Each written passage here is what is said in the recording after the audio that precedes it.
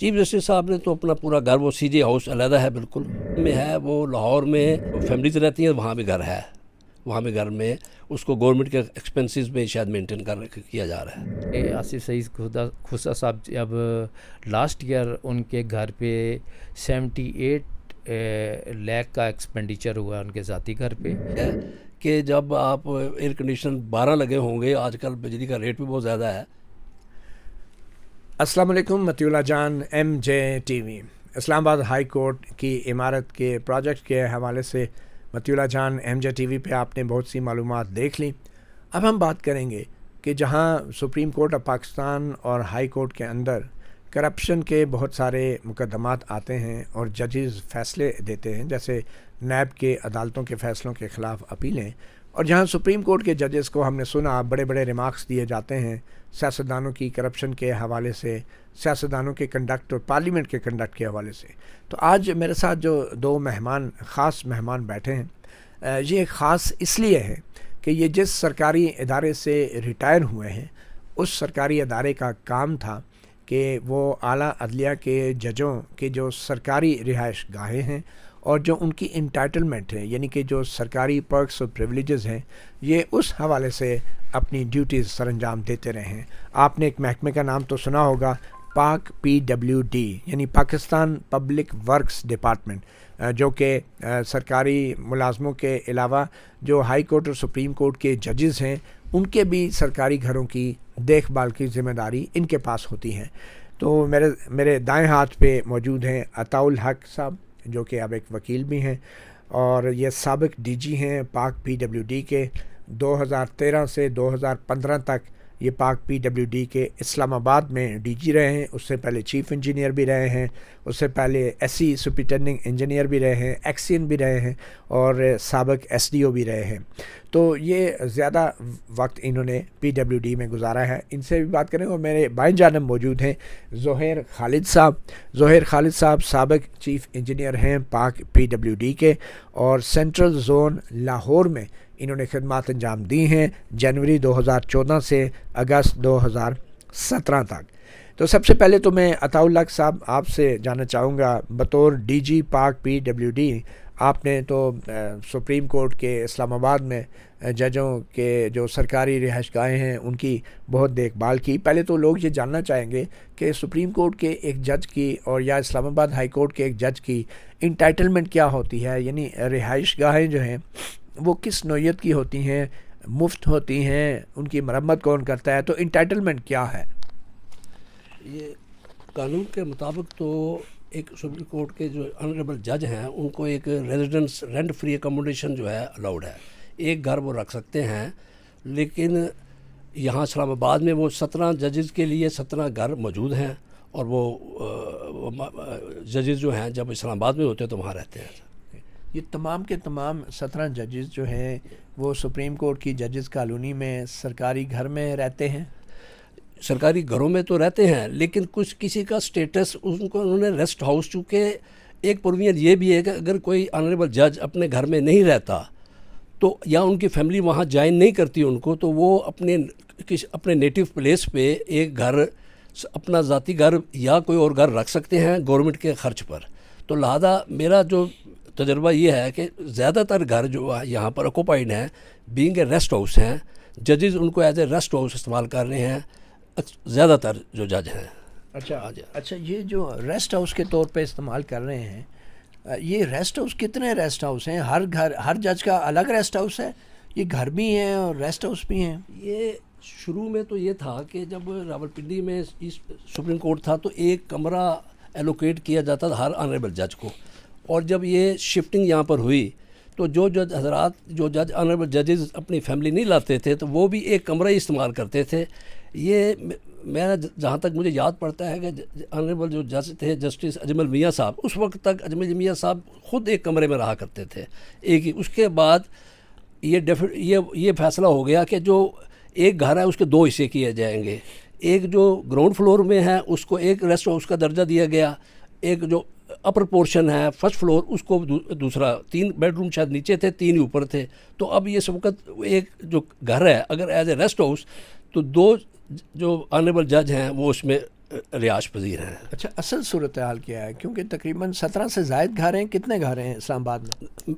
मेरा ख्याल है कि 17 से भी ज़्यादा हैं, कोई 20 के करीब हैं। 20 घर हैं। तो 20 के 20 जो हैं वो ऑक्यूपाइड हैं। कुछ तो ऑनरेबल जजेस ने एज ए रेजिडेंस रखा हुआ है, जहाँ जिनकी फैमिली वहाँ रहती है, पूरा घर रखा हुआ है। पूरा घर रखा हुआ है। वो तो इंटाइटलमेंट के हिसाब से जिन ऑनरेबल जजेस ने जहाँ कराची या लाहौर जिनके अपने घर हैं, वो मेरा ख्याल है कि वो एज ए रेस्ट हाउस उसमें उसको स्टेटस दिया हुआ है उन्होंने, वहाँ आधा घर लिया हुआ है। लेकिन आप कह रहे हैं आधा घर लिया हुआ है, लेकिन मौके पे आप 20 घर हैं, तो आपके ख्याल में कुछ जजेस जो है रेस्ट हाउस के नाम पे पूरा घर भी रखे हुए हैं? ये मेरे इल्म में नहीं है, लेकिन वो ऐसा कुछ रेस्ट हाउस में कुछ मेरा ख्याल है कि डिस्पेंसरी है, कुछ में कोई इंक्वायरीज़ हैं, कुछ इस तरह कुछ स्टोर, कुछ इस तरह के घर भी हैं जिसमें कि और अदरवाइज़ कोई फैसिलिटीज़ हैं बिल्डिंग इंफ्रास्ट्रक्चर की, इसलिए शायद उनकी तादाद जो है वो मैच नहीं कर रही। अच्छा, तो ये जितने भी लोग इस्लामाबाद में जो कि घर के तौर पे रह रहे हैं, तो ये सरकारी घर है जो पूरा घर उन जजेस के पास है, लेकिन कुछ जजेस जो हैं वो अपने लाहौर पेशावर में भी उनके घर हैं, या इस्लामाबाद में भी उनका ज़ाती घर हो सकता है। तो उसमें क्या सूरत हाल है? क्या वो ज़्यादातर जजेस जो हैं ज़ाती घर को सरकारी अखराजात पे मरम्मत करवाते हैं, रेनोवेशन कराते हैं? देखिए, रूल्स तो ये कहते हैं कि अगर जजेस जिस घर में रहते हैं उसकी वो मेंटेनेंस गवर्नमेंट खुद करेगी, मेंटेनेंस अपने खर्च पे करेगी, जिस भी घर में, चाहे ज़ाती है चाहे सरकारी है। लेकिन अब ये इंटरप्रिटेशन की बात है कि अगर कोई ऑनरेबल जज अपने लाहौर में या कराची में घर की में उनकी फैमिली रिहाश पजीर है, वो मेंटेनेंस फिर वो अगर वहाँ भी कराते हैं तो यहाँ फिर उन्होंने उसको रेस्ट हाउस का दर्जा दे के यहाँ एज ए रेस्ट हाउस इस्तेमाल कर रहे हैं इस्लामाबाद में। तो ये जो चीफ़ जस्टिस हैं, जो भी चीफ़ जस्टिस साहिबान हैं, उनका तो एक अलग से बहुत बड़ा घर होता है। तो जो चीफ़ जस्टिस साहिबान जो भी होते हैं, उन्होंने इस्लामाबाद वाला घर पूरा रखा होता है, या इसके साथ अपने आबाई घरों को भी उन्होंने सरकारी ख़र्चे पे वो रखा होता है? चीफ़ जस्टिस साहब ने तो अपना पूरा घर, वो सीजे हाउस अलहदा है बिल्कुल, वहाँ रहते हैं चीफ़ जस्टिस साहब। और जो मेरे जहाँ तक मेरे इल्म में है, वो लाहौर में और या जिस जगह वो रिहाश पजीर अपने उनके जो फैमिलीज रहती हैं वहाँ भी घर है, वहाँ भी घर में उसको गवर्नमेंट के एक्सपेंसेस में शायद मेंटेन किया जा रहा है। लेकिन ये कैसे हो सकता है कि चीफ़ जस्टिस, आप मौजूदा चीफ़ जस्टिस की बात कर रहे हैं, चीफ जस्टिस उमर बंदियाल या जो भी चीफ जस्टिस साकिब निसार थे या चीफ जस्टिस आसिफ सईद खोसा थे? हाँ जी, मुझे इनका तो ज़ाती इल्म नहीं, जो उस वक्त मैं सरवरस में नहीं था, लेकिन आप थे तो क्या था? वो जब जस्टिस आसिफ सईद खोसा थे या जो साकिब निसार साहब थे, इनके घर थे लाहौर में। अच्छा, वो भी सरकारी खर्चे पे, अखराजात पे मरम्मत करवाते थे? वो मेंटेनेंस होती थी उनकी सरकारी खर्चे? सरकारी खर्च। और इस्लामाबाद में भी चीफ जस्टिस के घर में रहते थे? बिल्कुल, तो हकीकत तो यही है। तो क्या ये गैर कानूनी नहीं है, इलीगल नहीं है? कितना खर्चा हो जाता था आपके दौर में, कोई याद हो कितना खर्चा किया? मुझे तो उस दौर का तो नहीं पता, लेकिन मैं जो ये इस साल जो बजट आया है फाइनेंस वजारत ख़जाना ने पेश किया असेंबली में, वो पिछले साल का मेरे पास फिगर हैं। तो जजेस रेजिडेंस के पे जो खर्च हुआ मेंटेनेंस पे, वो तकरीबन 20 करोड़ रुपए खर्च हुआ है पिछले साल जो एक्चुअल खर्चा हुआ, जो जजों के घरों की तज़ीन और आयश पे 20 करोड़ रुपए, 20 करोड़ रुपए खर्च हुआ है। सबसे ज़्यादा खर्चा किसने करवाया? ये तो डिटेल तो नहीं पता, लेकिन मुझे ये पता है कि ये जितने भी जजेस की रेजिडेंसीज हैं उन पे जो खर्चा बुक हुआ पिछले साल, फाइनेंस डिवीज़न ने जो अपना सरकारी बजट जो उसमें रखा किया है, वो पिछले साल का उन्होंने बताया है कि 20 करोड़ 46 लाख है, जिसमें से बिजली का बिल जो है वो 6 करोड़ 78 लाख है।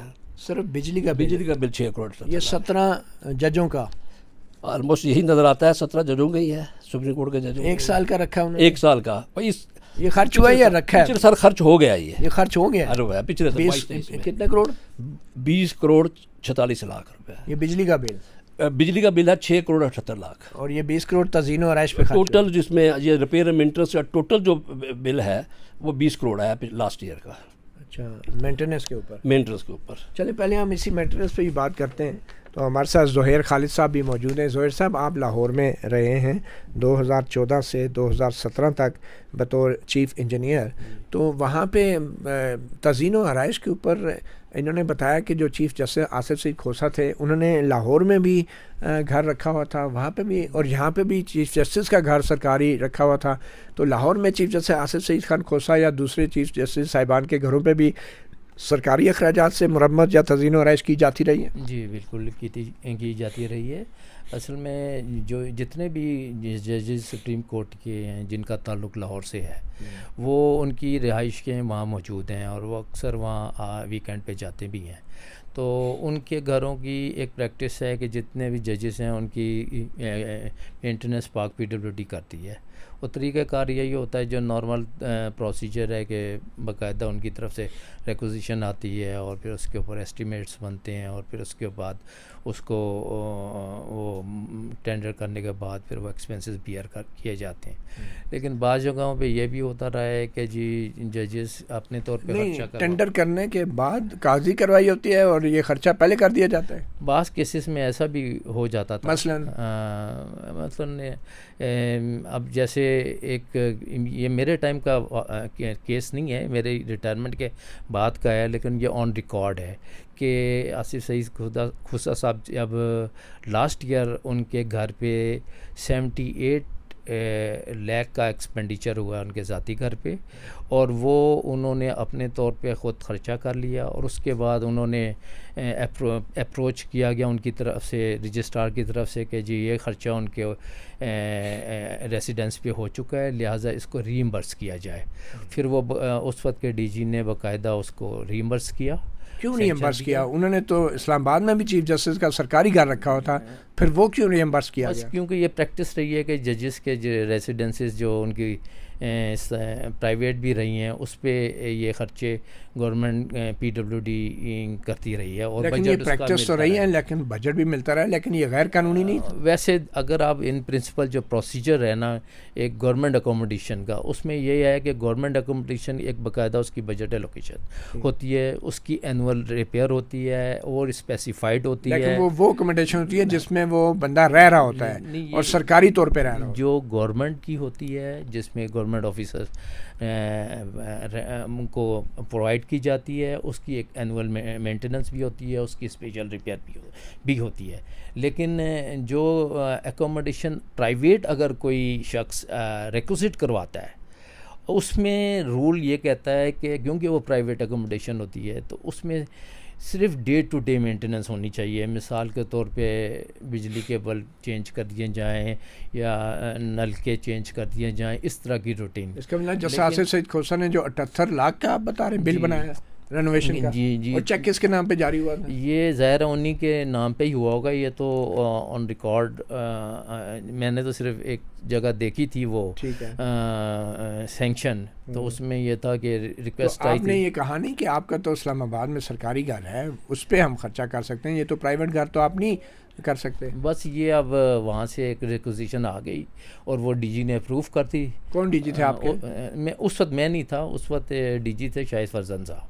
अच्छा, उन्होंने कर दिया? तो उन्होंने सैंक्शन अप्रूव कर दी थी। और ये वही टाइम था कि जब इस्लामाबाद हाई कोर्ट के एक जज जो जस्टिस शौकत अजीज़ सिद्दीकी साहब के ख़िलाफ़ भी एक रेफरेंस बना था और जिसमें कहा गया था कि उन्होंने अपने घर पे पता नहीं कितने 80 लाख रुपया लगा दिया रेनोवेशन पे, तो इसलिए वो रेफरेंस फिर चला नहीं या ड्रॉप भी हो गया फिर उसी दौर में, खोसा साहब के दौर में। शायद ऐसा ही होगा क्योंकि ये सईद खोसा साहब का लास्ट ईयर था जब वो रिटायर हुए थे, उस पीरियड की ये। और जब शौकत सिद्दीकी साहब को एक दूसरे केस में फिर उनको हटा दिया गया था, तो अपना घर भी उन्होंने करवाया था, तो इसलिए उस इल्ज़ाम के ऊपर जस्टिस शौकत अजीज़ सिद्दीकी के ख़िलाफ़ मामला आगे नहीं लेकर चले थे।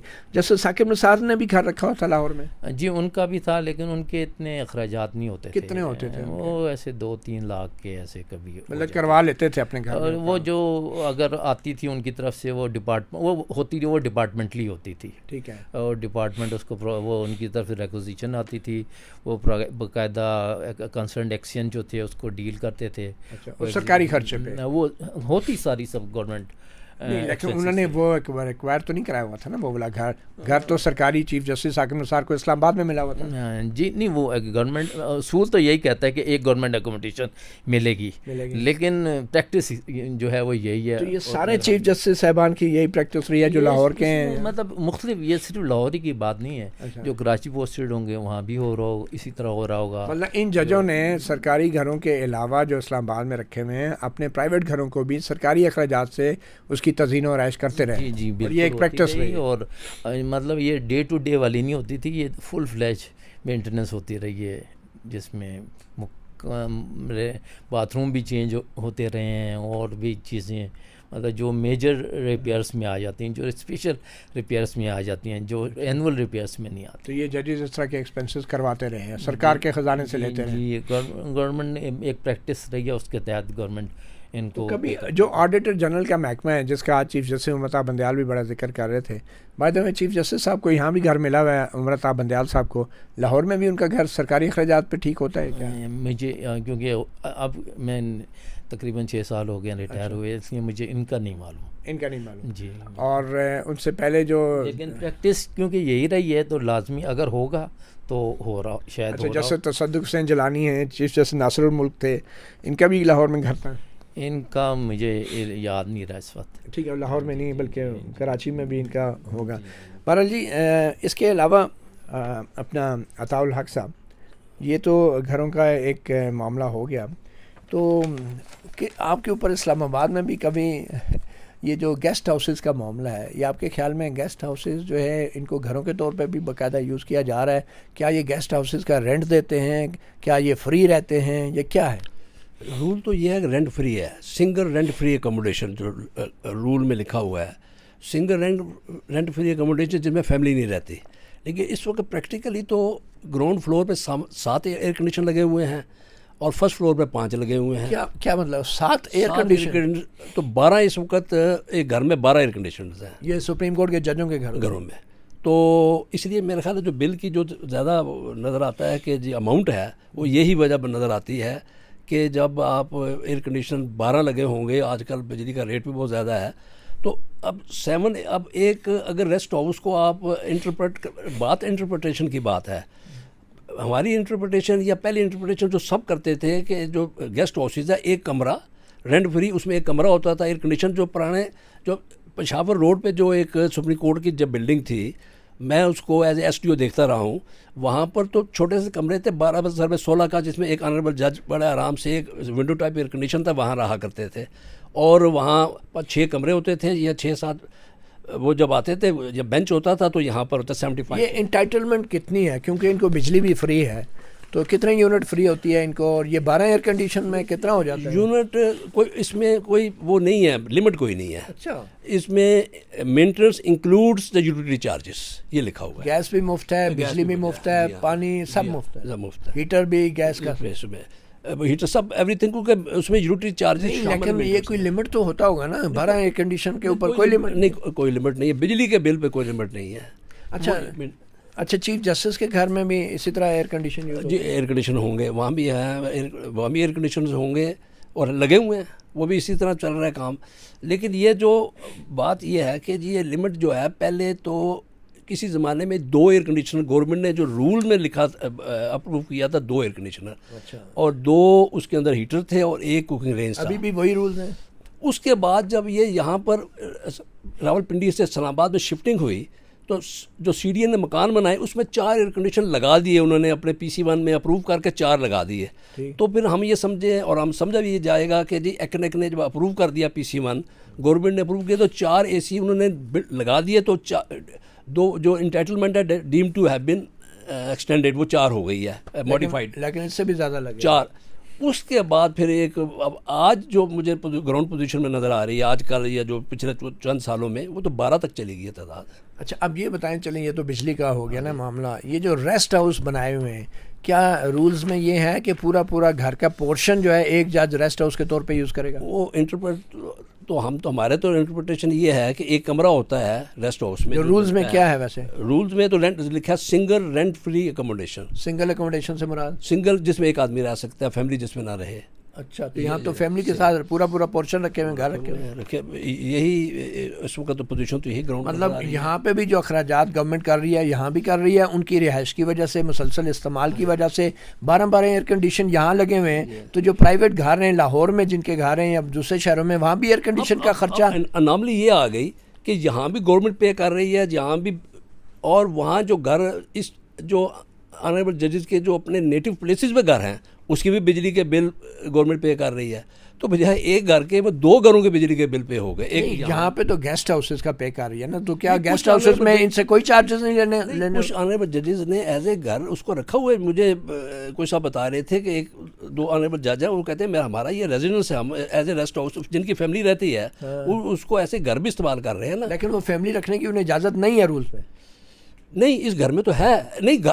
जो अगर अपने नेटिव प्लेस पे जिनकी घर की मेंटेनेंस नहीं हो रही और वो उसका किराया नहीं ले रहे, किराया भी तो वहाँ गवर्नमेंट अलाउ किया, वो इधर ऐसा वो रह घर- सकते हैं, वो रह हाँ, सकते वो हैं, रह दोनों सकते पोर्शन रख सकते हैं। जी, वो पूरा घर रख सकते हैं, घर हैं। बने लेकिन जो इसलिए। किराया लाहौर का ले रहे हैं या वो एज ए रेस्ट हाउस इस्तेमाल करेंगे इसको। इस और वो फैमिली के एक्सपेंसेस 12 एयर कंडीशन तब भी लगे हुए आप कह रहे हैं रेस्ट हाउसेस में भी? रेस्ट हाउस में एक रेस्ट हाउस जो है वो टेक्निकली उसमें एक में 7 हैं, एक में 5 हैं चले।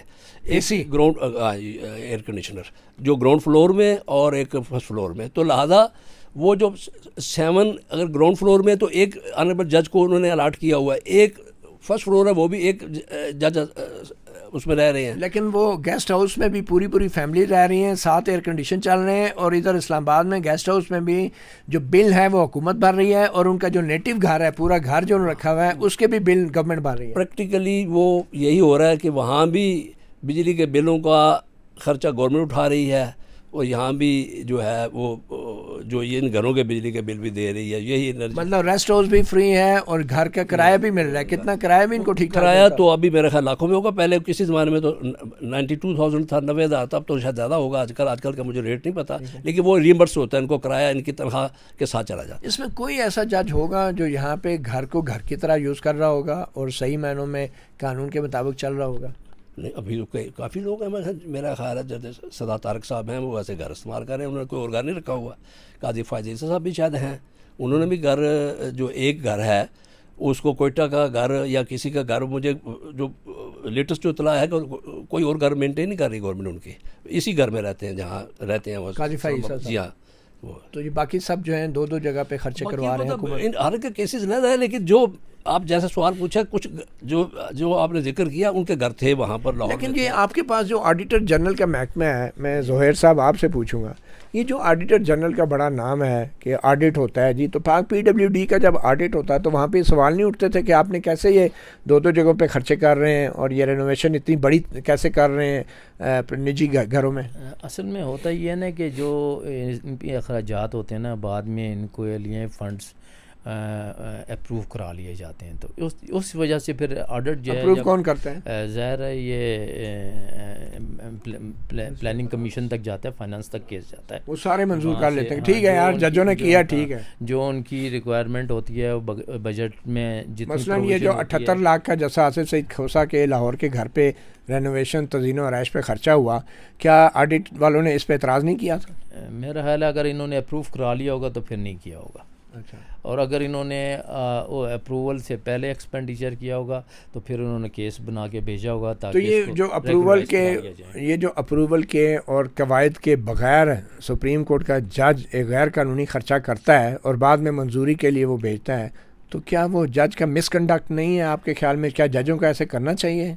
इस बारे क्योंकि में मैं जजों कुछ को कह जज तो हैं कानून और कवायद के बड़े सख्त पाबंद होते हैं। नहीं, इस बारे में मैं तो कोई कमेंट नहीं कर सकता, लेकिन ये है आप कि- कमेंट करते होते तो लोगों का इतना नुकसान हो जाता। लेकिन ये है कि ज़ाहिर है एक प्रोसीजर के तहत फिर केस नहीं, आपको बनके लगा कि ये सब कुछ गलत हो रहा है? देखें, अगर आप उसको उन रूल्स के मुताबिक देखें जो गवर्नमेंट ने बनाए हैं कि आपको गवर्नमेंट अकोमोडेशन जब प्रोवाइड हो गई तो और कोई अकोमोडेशन नहीं होनी चाहिए थी। सेकंड बात यह है कि जब प्राइवेट जो प्रॉपर्टी है उसके ऊपर जो गवर्नमेंट का पैसा लगेगा वो गवर्नमेंट का नहीं रहेगा। अगर गवर्नमेंट की अकोमोडेशन में कोई रेनोवेशन होती है, चाहे स्पेशल रेनोवेशन हो, कंप्लीट रेनोवेशन हो, वो गवर्नमेंट के एसेस में इजाफा करेंगे। बहरहाल एक बात तो तय है जनाब अताउल हक साहब कि जो चीफ़ जस्टिस होता है, चाहे वो सुप्रीम कोर्ट का हो चाहे वो इस्लामाबाद हाई कोर्ट का हो, उसको एक पूरा घर इस्लामाबाद में दिया जाता है, तो कम से कम उसको अपने आबाई जगह पे घर सरकारी अखराजात पे नहीं रखना चाहिए। ये तो बिल्कुल नेचुरल है कि नहीं होना चाहिए, क्योंकि अगर इस्लामाबाद हाई कोर्ट के चीफ जस्टिस को भी इस्लामाबाद में पूरा घर मिला हुआ है ना? जी हाँ, मिला हुआ है, घर मिला हुआ है। तो इनका लाहौर में भी घर है? मुझे इसके बारे में नहीं, क्योंकि मैं बिल्कुल इनसे इस्लामाबाद हाई कोर्ट से मैं कंसर्न नहीं था अच्छा, उस ज़माने में लेकिन उस ज़माने में एक जस्टिस थे, जस्टिस मोहम्मद अनवर ख़ान कासी साहब, अच्छा, उनका कोयटा में घर था, उसको मेंटेन इस्लामाबाद हाई कोर्ट के बजट से यहाँ से किया जाता था। अच्छा। ये मेरे में नहीं तो इस्लामाबाद में भी उन्होंने घर रखा था सरकारी? इस्लामाबाद में I8 में घर रखा हुआ था, सरकारी सरकारी घर, और कोयटा में भी सरकारी खर्चे? कोयटा में भी सरकारी क्या ये गैर कानूनी नहीं था? बिल्कुल गैर कानूनी था। और उसमें अनवर कासी साहब की बात? जी जी, मैं उनकी बात कर रहा हूँ, वो था। उनके कोई एतराज़ नहीं आपने उठाया कभी? एतराज़ वो जब एलोकेशन वो एक रिक्वेजिशन आ जाती थी, वो जिम्मेदारी खुद ले लेते थे कि जी ये इस घर में हमारे फंड से ये ट्यूबवेल लगवा दें, पंप लगवा दें, सेंक्शन भी इशू कर देते थे। ट्यूबवेल भी लगवाए उन्होंने? बोरिंग हो, ये वहाँ जो बोरिंग वाले पंप हैं वो मेरे ख्याल लगे थे, सरकारी खर्चे? सरकारी खर्चे कोयटा में उनके घर? कोयटे में लगे थे, यहाँ। अच्छा, जी हाँ, वो लगे थे उसमें। और वो सरकारी तौर पे वो भी एक्वायर किया था और यहाँ पे भी अलग से घर लिया? सरकारी तो उनका, वो शायद उनका अपना ज़ाती घर था, ये मेरे में नहीं, लेकिन खर्चा सरकार से करवाते? सरकार मेंटेनेंस यहाँ से होता था। अच्छा, जैसे शौकत सिद्दीकी साहब पे भी इल्ज़ाम लगा था इस्लाम के, उन्होंने घर पे बड़ा खर्चा करवा दिया रेनोवेशन पे। वो उस ज़माने में केस हमारे पास एक दफ़ा मेरे पास आया था, लेकिन हमने ऑब्जेक्ट किया था कि ये उस वक्त बंगालियों के जो अबंडेंट प्रॉपर्टी के घर थे ना, ये वो थे, ये F74 में। तो हमने तो खैर कहा था कि हम नहीं कर सकते, ये 2 महीने का किराया रूल के तहत अलाउड है, उसमें खर्च हो सकता है, लेकिन उसकी मैसिव रेनोवेशन चाहिए थी। लिहाजा वो केस जो है वो ट्रांसफ़र होके फिर वो CDA के पास चला गया, तो CDA ने गालबन वो खर्च किया था जो बात आई अखबार में, लेकिन हम लोगों ने नहीं किया। तो हमने यही कहा था कि ये गवर्नमेंट की ये अबंडेंट प्रॉपर्टी है, ये 2 महीने का किराए के अलावा इसमें हम और खर्च नहीं कर सकते। तो वो खर्च मेरा ख्याल है जो एस्टिमेट था वो ज़्यादा लाखों में था, इसलिए हमने किया नहीं था। वो कितना एस्टिमेट था? वो मेरे ख्याल है वो उस वक्त मुझे जो नज़र आता है रफली कोई 25-30 लाख से के करीब था उस वक्त जो एस्टिमेट बना था उनका रेनोवेशन का। अच्छा, बाकी आपका तजर्बा कैसा रहा? कभी बराह रास्त जजों के साथ कोई आमना सामना हुआ, कोई टाकरा हुआ आपका? बिल्डिंग कमेटीज़ में तो अक्सर होता था। ये बिल्डिंग कमेटी क्या होती है? बिल्डिंग कमेटीज़ में ये होता है कि हर स्टेशन पे एक बिल्डिंग कमेटी बनी हुई है जिसको हेड करते हैं एक सुप्रीम कोर्ट के जज और एक आध मेंबर, 2 या 3 जजेस उसके मेंबर होते हैं। वहाँ मैं रहा, वो वहाँ मीटिंग में अक्सर हमारे पास वीकली। क्या कहते थे उस कमेटी में? अब पहले अब जब मैं एक छोटी सी वाक़या बता दूं कि मैं सुप्रीम कोर्ट में जब SDO था तो एक पिंडी में जस्टिस अब्दुल कदीर चौधरी होते थे, उन्होंने मुझे बुलाया। उन्होंने कहा कि भाई ये एक हीटर वहाँ लगा हुआ है, इसको खींच के मेरे नज़दीक कर दो। मैंने कहा सर नहीं हो सकता, क्योंकि जैसे प्लास्टिक का पाइप इसके अंदर इस्तेमाल होगा और ये कमरे में अलाउड नहीं है। तो मुझे तो इतना अंदाज़ा नहीं था कि एक मैं सुप्रीम कोर्ट के जज से बात करूँ, मैं नया यूनिवर्सिटी से पढ़ कर गया हुआ था। तो उन्होंने कहा अच्छा ये कहाँ लिखा हुआ है? मैंने कहा सर बाईलाज में है। अच्छा मुझे दिखाना ला के, फिर मैंने उनको दिखाया जिसमें बाईलाज सुई गैस के थे कि जी सुई प्लास्टिक का पाइप नहीं लग सकता। उन्होंने अप्रिशिएट किया, उन्होंने कहा बहुत अच्छा। और फिर उन्होंने कहा चलो अच्छा मुझे यहाँ बिजली का कोई हीटर लगा दो।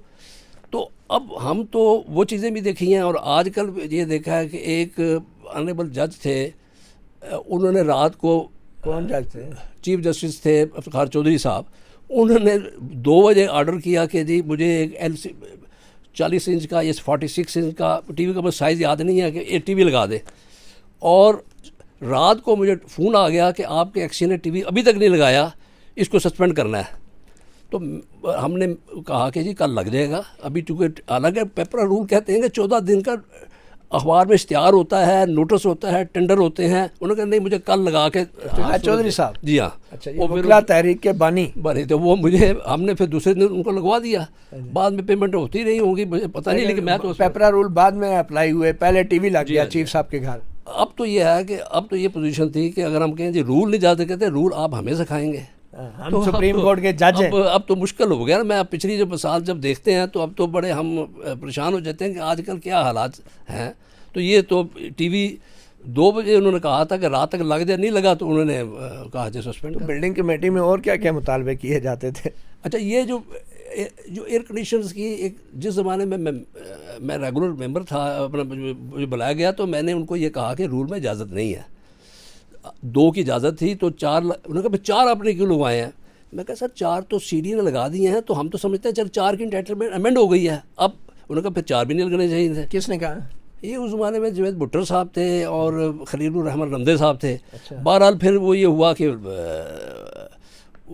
बाद में अब मुझे अब पता लगा कि वो, उसके बाद मेरे दौर में भी शायद 5-6 लगे होंगे, लेकिन अब काफ़ी सारे, अब तो 12 तक पहुंच गए तादाद है। अब कोई रिफ्यूज़ कोई नहीं करता। बात यह है कि इनको हमारा स्टाफ, उनके पास जरूरत तो नहीं है। देखा ग्राउंड रियलिटी है कि कौन रिफ्यूज़ कर सकता है। जजों की बदमाशी है किस्म नहीं, रोज़ सेक्रेटरी खड़े होते हैं, उनके साथ उनकी बेइज्जती की जा रही होती है, तो हम उसमें कुछ चीज़ें, हमारे सेक्रेटरी हमसे भी ज़्यादा कमज़ोर हैं। वो जाते थे, वो जब वो जाते जाते वो कहते हैं भाई, अब मैं अब आपको बताऊं, एक जज थे, वो एजाज चौधरी नाम था उनका, मुझे सुप्रीम कोर्ट के थे, और उन्होंने कहा मुझे 2 वो दे दें घर के लिए, ये जो है बावर्ची। मैंने कहा जी आजकल बैन लगा हुआ है। उसके बाद दूसरे दिन मुझे सेक्रेटरी का फ़ोन आ गया, उन्होंने कहा आपने सुप्रीम कोर्ट के जज को कह दिया कि जी मैं नहीं कर सकता, बैन लगा हुआ है। फ़ौरन यार, तो हमने उनको लाहौर के घर के लिए 2 बावर्ची यहाँ से, उनके पास ऑलरेडी एम्प्लॉयड थे, वो उनको डेली वेज भी यहाँ हमने रिक्रूट किया फिर, और उनकी तनख्वाह अपने ज़ाती बच्चों को तनख्वाह दिलवाना, तनख्वाह देते थे। तनख्वाह फिर हम उनको यहाँ उनके पीएस को हमारे बंदे ओवरसीयर PWD वाले देते जाके दे आते। और कितने मुलाजमीन हैं जजों के जिनको PWD तनख्वाहें देती है, और ये एंटाइटलमेंट से ज़्यादा मुलाजमीन भी रख लेते हैं? नहीं, असल में वहाँ जो केयर टेकिंग स्टाफ है, वहाँ तो रिक्रूटमेंट का प्रोसीजर है ना। हमारे यहाँ तो ये था डेली बेसिस पे रख लो, वो लाहौर में रखना है, उन्होंने हमने इंक्लूड कर दिया, और वो वहाँ जज ने अपने 2 बावर्ची भर्ती करवा लिया, वो कर लिए, उनको तनख्वाह, वो काम वहाँ करते थे, तनख्वाह उनके यहाँ इस्लामाबाद मिल जाती थी। हालांकि वो निजी घर में काम नहीं कर सकते थे, वो इधर इस्लामाबाद में घर रखा होता उन्होंने। उनका मुझे अब याद नहीं, इस्लामाबाद में शायद ज़ाहिर बंच इधर बनता था तो रेस्ट हाउस में रहते ही होंगे यहाँ। अच्छा, गेस्ट हाउस में थे, बावर्ची घर में रखे थे, वहाँ लाहौर में रखे। उनकी इंटाइटलमेंट है जजों की बावर्ची की? नहीं, इंटाइटलमेंट तो उसको कागज़ में लिखी हुई है, वही है बस। उसमें बावर्ची हैं? बावर्ची का मुझे स्पेसिफिक में पढ़ा नहीं है मैंने, लेकिन मुझे इतना नहीं कौन से मुलाजम होते हैं जो PWD जिनको तनख्वाहें देती है? PWD तो ये बावर्ची वगैरह कोई ऐसे PWD ऑफिशियली तो नहीं दे सकती, वो तो रेस्ट हाउसेस के, वो तो वहाँ चूँकि रेस्ट हाउस हमारे सुप्रीम कोर्ट वाले मेंटेन करते हैं, लेकिन नॉर्मल रेस्ट हाउसेस में जो बावर्चीज़ वगैरह हैं, केयर टेकिंग स्टाफ है, वो हमारा होता है। मतलब आप ये कह रहे हैं कि जजों के घरों के लिए आप अमले को तनख्वाहें नहीं दे सकते? और वो ज़ाती घर में काम कर रहे थे, वो उन्होंने 2 बावर्ची लिए, ये तो एक बात है। यहाँ पे हमारे चीफ जस्टिस गुलजार अहमद साहब भी बड़े गुस्से वाले होते थे, और वो भी बहुत सारी बिल्डिंग के मामलात में दिलचस्पी लेते थे। पूरा नेस्ला टावर उन्होंने गिरवा दिया था। तो आपका उनके साथ कभी कोई तजर्बा हुआ? मेरा उनके साथ बराह तजर्बा नहीं था, लेकिन वो एक स्टाफ मेंबर था उनके साथ, कोई थोड़ा सा उनके साथ एक दफ़ा वो इंक्वायरी पे आ गए थे, कोई उनके साथ कोई झगड़ा हो गया था, या उन्होंने कोई गालियाँ दे दी थी आगे कि जी हमारे उस कि जी PWD वाले काम नहीं करते। दफ्तर आ गए थे? दफ्तर उनकी इंक्वायरी पे आ चले गए थे। वहाँ एक कोठी के अंदर एक मिनिस्टर, ये जो जजेस बंगले में एक जगह इंक्वायरी बनी हुई है PWD की, उसी में। अच्छा, वहाँ जुडिशल कॉलोनी में? जुडिशल कॉलोनी में। अच्छा, तो वहाँ आ गए शाम के वक्त। वो उसने मुझे बताया, मैंने कहा बहरहाल अपने एडमिनिस्ट्रेशन के साथ मिल के उन्होंने, वो उस ज़माने के चीफ जस्टिस साहब थे कोई नासिर मुल्क साहब, उनसे मिल के उन्होंने मामला फिर सेटल कर लिया था, कुछ वो ऐसा हुआ था। बहरहाल इस हद तक भी कभी कभी चले जाते हैं। बहरहाल जी, इंसान है और क्या हो सकता है। तो आप क्या सजेशंस क्या देंगे एंड पे कि ये जो इरेगुलरिटीज़ हैं या ये जो इलीगैलिटीज़ हैं ये ख़त्म हों, और आजकल एक तरफ कौम बिजली के बहरान में धंसती जा रही है और महंगाई बढ़ती जा रही है, तो ये जो अल्ले तलल्ले हैं इन जजों के, ये कम हो, तज़ीन व आराइश और एयर कंडीशन, और क्या सजेशन? देखिए, रूल ऑफ लॉ जब तक प्रिवेल नहीं करेगा, अब सबसे पहले तो ये जो सुप्रीम कोर्ट का बजट है, is a charged, is non voted. Assembly इसको पेश करें और उस पर वोट भी नहीं हो सकता, जितनी डिमांड होगी वो मंजूर हो जाएगी। इस किस्म की चीज़ें तो हमारे आइन के अंदर बिल्ट इन है। ये आइन आर्टिकल 81 कहता है सुप्रीम कोर्ट के फंड्स चार्ज्ड होंगे। दूसरा, ऑडिट, जो नाम का ऑडिट होता है, सुप्रीम कोर्ट तो अपना ऑडिट नहीं कराती, लेकिन हमारे जो है PWD के, सुप्रीम कोर्ट का नाम देख के पीछे फाइल फेंक देते हैं ऑडिट अफसर ही कि चलें ठीक है, जजेस के घर का काम है, क्योंकि अब इंटरफेरेंस बहुत ज़्यादा है।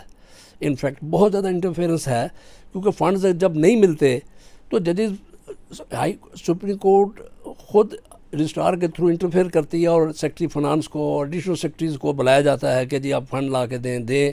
जैसे अभी मैं देख रहा था कि पिछले साल सुप्रीम कोर्ट में तो खर्च हुआ टोटल मेंटेनेंस में 12 करोड़ पिछले साल 12 करोड़ तजीनो और आयश में खर्च। सुप्रीम कोर्ट बिल्डिंग पे, सुप्रीम कोर्ट बिल्डिंग पे, अच्छा घरों पे नहीं, बिल्डिंग पे, और घरों में 20 करोड़। अब ये प्रायोरिटीज अगर हमारी होंगी तो इंस्टीट्यूशन तो नहीं चल सकते। अगर इंस्टीट्यूशन तब चलेंगे कि अब हम फोकस करें अपने इंस्टीट्यूशन पे। अब घरों पे अगर 20 करोड़ पिछले साल खर्च हुआ तो कम से कम पूछना चाहिए। अच्छा, इसमें सबसे ज़्यादा किसने खर्च किया, कुछ है? नहीं, डिटेल नहीं पता। ये तो मुझे बजट की बुक जो वज़ारत ख़जाना ने दी है, ये पिछले साल के एक्चुअल एक्सपेंडिचर हैं। तो ये तो ऐसे ही उसमें के अंदर कोई बात, क्योंकि मैंने सरकारी फाइलों तक तो रसाई नहीं है हमारी, ना हम उसके से कोई मैंने चीज़ ली है। लेकिन ये जो इस साल जो बजट आया है, मैं उसकी बात कर रहा हूँ कि अगर सुप्रीम कोर्ट में 13 करोड़ है और वो पिछले साल, और ये 20 करोड़ है जजेस के घरों का, तो उनको ये रैशनलाइज होना चाहिए। ये देखना चाहिए कि आखिर हम इस मुल्क जो चाह रहा है, IMF कह रहा है कि बिजली के बिल जो हैं वो भी आप ना सब्सिडी दें, लेकिन ये चीज़ें तो IMF नहीं रोक रहा। ये तो हम कम कर सकते हैं, उनको बता सकते हैं कि भाई ये आपकी लिमिट है। अब मिनिस्टर्स हैं, मिनिस्टर्स के पास ये था कि एक ख़ास लिमिट होती है, उसके बाद मेरे ज़माने में 12,000 थी, फिर 25,000 हुई शायद, उसके बाद 50% मिनिस्टर साहब खुद देते हैं, 50% PWD देती थी। वहाँ पर वो जब 12,000 से या 25,000 से ऊपर जाता था, वो घबराते थे कि आधा हमें देना पड़ेगा, आधा वो कंट्रोल करते थे। यहाँ लिमिट बिल्कुल विदाउट लिमिट जो किया हुआ है, ये मेरा ख्याल है इनको लिमिट करना चाहिए। और ये पब्लिक अकाउंट कमेटी में भी नहीं आते हैं अपने हिसाब, वहाँ तो इम्यून है, वहाँ तो पब्लिक अकाउंट कमेटी तो मेरे ख्याल है स्टे किया हुआ था, वो उन्होंने केस अभी भी चल रहा है, अब चल रहा है। लेकिन वहाँ ये चीज़ें जा ही नहीं सकती हमारी।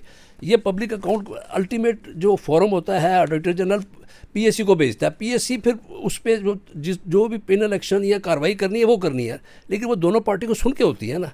जब एक वो जाते ही नहीं अपना अकाउंट लेके, तो वहाँ तो कुछ नहीं जाते। सुप्रीम कोर्ट तो नहीं मेरे ख्याल अपना अकाउंट से लेके जाती वहाँ पर। हमारे ये चीज़ें जो हैं, अगर यहाँ खर्च हुआ 22 करोड़ 20 करोड़, तो अगर ये नोटिस देंगे तो कोई नहीं जाएगा ना सुप्रीम कोर्ट को एक्सप्लेन करने के लिए, क्योंकि अच्छा, आपके जो सेक्रेटरी हैं या अफसरान हैं, वो सुप्रीम कोर्ट अपने घरों की तज़ीन और रैश के मामले में भी उनको बुलाती रहती है, और ये भागे भागे जाते हैं ज़ाती मामलात में। घरों के मसले में तो नहीं जाते, लेकिन जो फंड्स नहीं मिलते हैं ना, फिर वो ज़रूर चले जाते हैं। फंड उनको बुलाया जाता है कि फ़ंड दें। नहीं, वो किस हैसियत में बुलाते हैं? वो उनके कोई बॉस हैं, कंट्रोलिंग अफसर हैं? नहीं, उनके तो बॉस नहीं है, लेकिन वो फंड के लिए कंट्रोलिंग अफसर वो हैं, क्योंकि जो प्रिंसिपल अकाउंटिंग अफसर होता है मिनिस्ट्री ऑफ हाउसिंग वर्क्स का, PWD का, वो सेक्रेटरी हाउसिंग वर्क्स होता है। फंड्स उसके थ्रू आते हैं। तो अगर जो फंड नहीं मिलते तो PWD तो कह देती है जी हमारे पास फंड नहीं है, तो फिर कहते हैं कौन देगा? उन्होंने कहा जी वहाँ मिनिस्ट्री से नहीं आ रहे, वो मिनिस्ट्री को सेक्रेटरी को बुला लेते हैं, और सेक्रेटरी साहब वो बुलाने की मजाज है? लीगली तो नहीं है, वो जुडिशल कमरा अदालत जुडिशल पावर के लिए है ना, एग्जीक्यूटिव पावर तो नहीं। अदालत में तो नहीं बुलाते, वो तो अपने चैम्बर्स में और रजिस्ट्रार के ऑफिस में जाते हैं, या चैम्बर्स उनको मुलाजमों की तरह ट्रीट करते हैं, मतलब अपने मतहतों की तरह। ये तो अब बात फिर यही आती है कि हम अगर ये चीज़ें कंट्रोल करेंगे तो ये जो एनर्जी क्राइसिस भी ठीक होंगे, और हमारे जो मुल्क के हालात भी तब भी बदलेंगे जब तक रूट काज जिन्होंने आके मुहासबा सबका करना है, अगर वो उनका अपना ये हाल है तो क्या फिर वो आगे होगा? कुछ भी। बहरहाल वो जो कहते हैं ना कि बात निकलेगी बहुत दूर तलक जाएगी। आजकल नैब तरमीम के ख़िलाफ़ आइनी दरख्वास्तों की समाअत हो रही है। पिछले तकरीबन 1 साल से ज़ायद का अरसा हो चुका है, 50 से ज़ायद उनके कोर्ट की हेयरिंग्स हो चुकी हैं, और हर हेयरिंग में रिमार्क्स आते हैं जजों के, पॉलिटिशियन से मुतल्लक, पार्लियामेंट से मुतल्लक, अपनी करप्शन छुपा रहे हैं, अपने मफाद में कानूनसाजियाँ हो रही हैं। 50 करोड़ की करप्शन है, 49 करोड़ की नहीं है, ये कैसी तरमीम हो गई है? तो वो जो पंजाबी में कहते हैं ना, अपनी मंजी थले भी डांग फेरो ना। मतीउल्लाह जान MJ TV से इतना ही, इजाज़त दीजिए, अल्लाह हाफिज़।